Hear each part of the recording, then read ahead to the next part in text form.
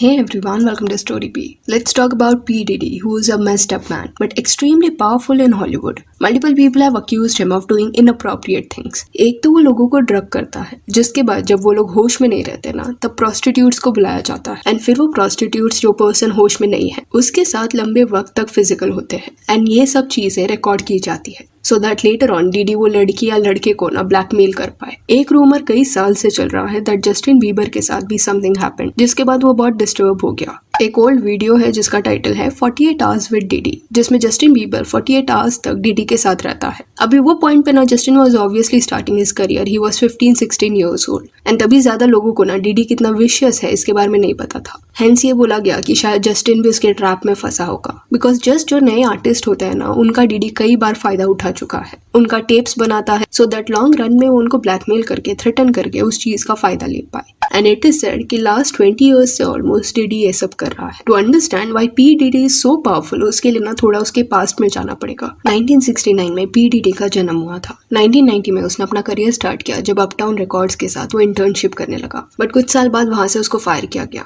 जिसके बाद उसने खुद का एक लेबल ओपन करने का डिसाइड किया, बैड बॉय रिकॉर्ड्स नाम से। इसके अंडर टैलेंटेड आर्टिस्ट को ना पी डीडी ने साइन किया। 1993 आते आते अशर जो तभी सिर्फ 13 इयर्स का था, he also started staying with Diddy, and Diddy तभी ना 23 इयर्स ओल्ड होगा। अभी this is a very crucial detail, reason being कई साल बाद ना अशर के कुछ इंटरव्यूज देखने मिले जहाँ पे उसने ये क्लेम किया कि जब वो डीडी के साथ था तब उसने कई सारी अजीब चीजें देखी। एंड अभी अशर जो है ना वो एक डैड है, उसके खुद के बच्चे हैं, तो उससे जब ये सवाल पूछा गया कि क्या अपने बच्चों को वो कभी डीडी के घर में रहने के लिए भेजेगा उसके साथ, तब his quick response was कि कभी नहीं। Hey, it was curious. I got a chance to see some things. You're a dad now. Would you ever send your kid to Puffy camp?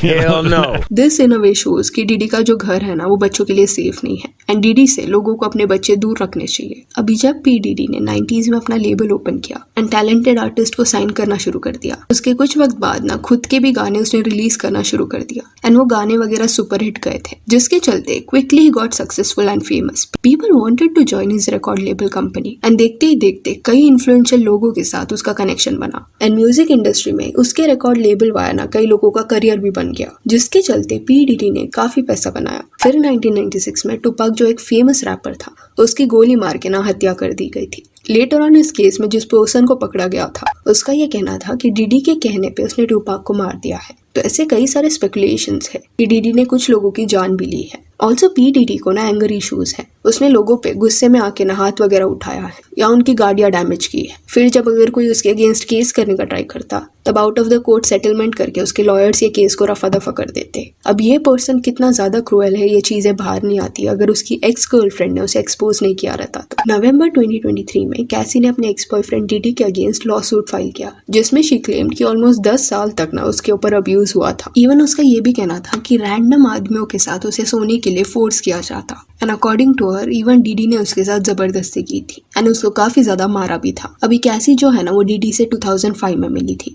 And तभी she was just 19 years old. DD का as तभी 37 years था। फिर 2006 में DD ने कई सारे promises किए उसको कि वो उसका करियर बना देगा म्यूजिक इंडस्ट्री में, जिसके बाद कैसी ने 10 एल्बम की डील साइन कर दी डीडी के साथ। अभी 10 एल्बम कंप्लीट करने में ना सालों निकल जाते हैं, एंड लेबल्स के पास वो कंट्रोल भी होता है कि वो ये प्रोसेस को डिले कर सकते हैं। तो ये कॉन्ट्रैक्ट साइन होने के बाद ना डीडी के पास पूरा कंट्रोल आ गया कि वो कैसी को कैसे भी ट्रीट कर सकता है, और ये कंट्रोल उसके पास इसलिए आया बिकॉज हॉलीवुड में कई सारे लोगों के साथ उसके कनेक्शंस है।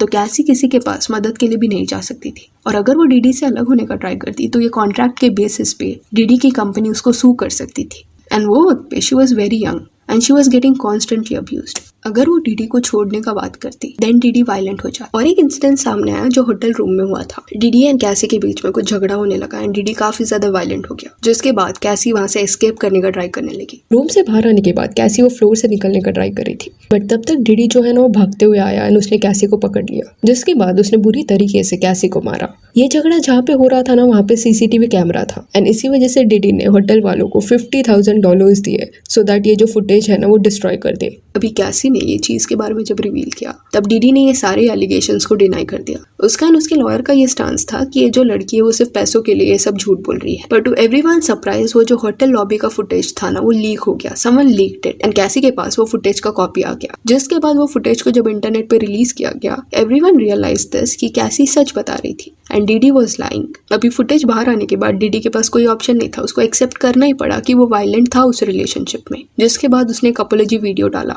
अभी कैसी के पास इतने ज्यादा प्रूफ थे कि ये लॉ सूट वो जीत जाती, जिस वजह से डीडी ने ना कोर्ट के बाहर ही सेटलमेंट इसका कर दिया। अभी कैसी की कहानी सामने आने के बाद ना और भी कई लड़कियों के केसेस सामने आने लगे जिनका ये कहना था कि उनके साथ भी सिमिलर चीजें हुई है। उनको पार्टीज वगैरह में बुलाया जाता है, पार्टीज के दौरान ना उनको कुछ दिया जाता जिससे वो बेहोश हो जाते। देन डीडी रैंडम लोगों को बुलाता है, उनके साथ चीजें करते हुए उनको रिकॉर्ड करता। लेटर ऑन वो फुटेज का यूज करके उन लड़कियों को ब्लैकमेल एंड थ्रेटन किया जाता। फिर एक प्रोड्यूसर सामने आया जिसने $30 मिलियन का केस किया डीडी के ऊपर। ये प्रोड्यूसर ने क्लेम किया कि उसके पास ना कई सारे प्रूफ्स है। लास्ट 1 ईयर से डीडी एंड उसकी टीम उसको थ्रेटन करी है एंड डीडी एंड उसका जो पूरा ग्रुप है वो क्रिमिनल एक्टिविटीज में इन्वॉल्व है। Activities like assault, trafficking, corruption and doing nasty things. Then जो भी अलग अलग कंपनीज, ब्रांड्स वगैरह डीडी चला रहा है ना वो एक फ्रंट की तरह है। बिहाइंड द कर्टन्स ना कई लोगों के साथ गलत हो रहा है यहाँ पे एंड कई बार उसने ये बोला कि उसके पास प्रूफ है।